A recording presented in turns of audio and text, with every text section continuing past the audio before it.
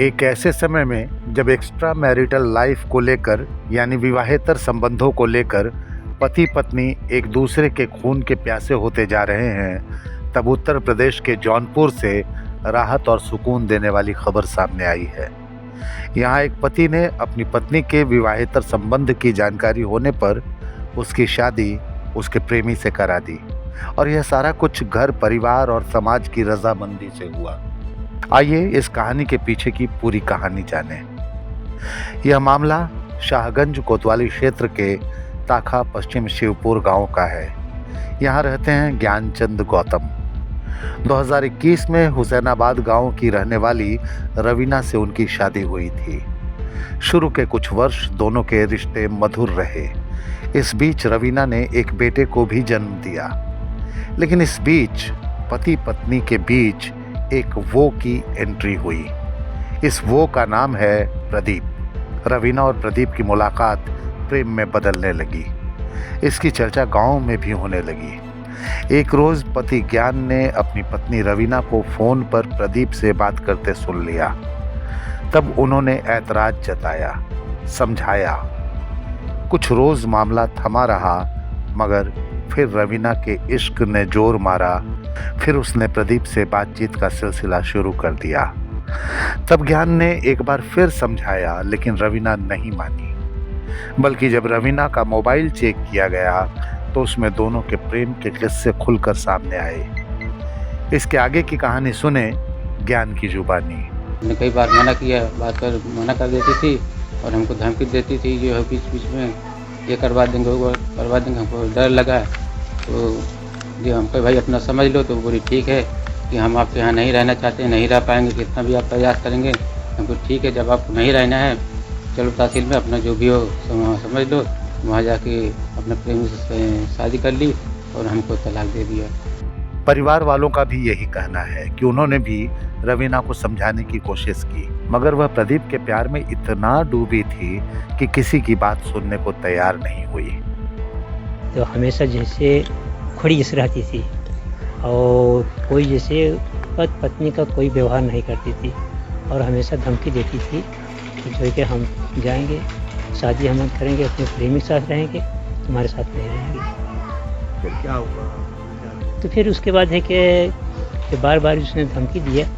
तो लड़के और सब जो है कि हमारे यहाँ रेलवे लाइन है कि और कह रही थी भी कि अगर आप हमको नहीं जाने देंगे या तो हम मार के जाएंगे या तो मरवा के जाएंगे।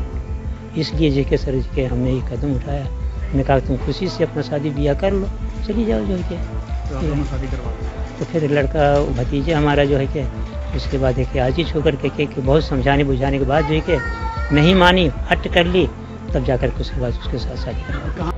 रवीना किसी भी हाल में प्रदीप से अलग होना नहीं चाहती थी।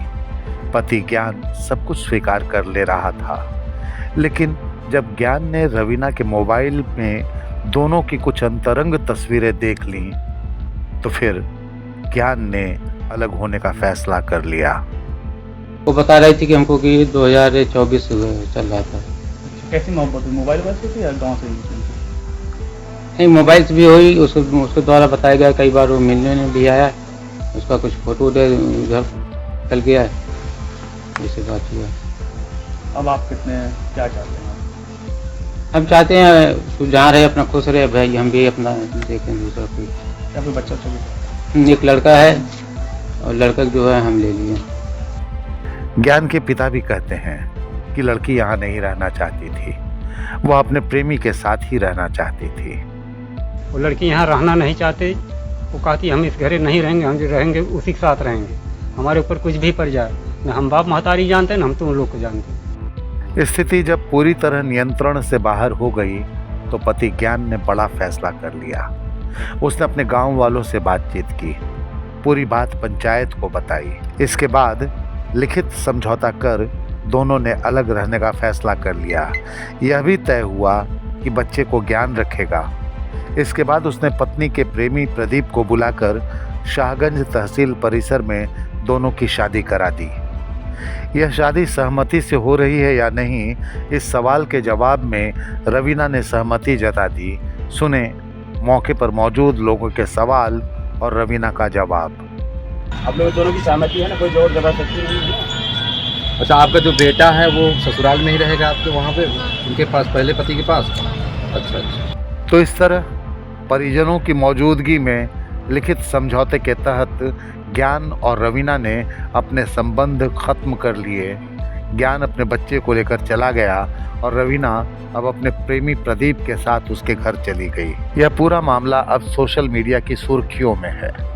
राहत की बात इतनी ही है कि यह संबंध किसी खूनी रंजिश तक नहीं पहुंचा, बल्कि आपसी सहमति के सम्मान का मामला बन गया।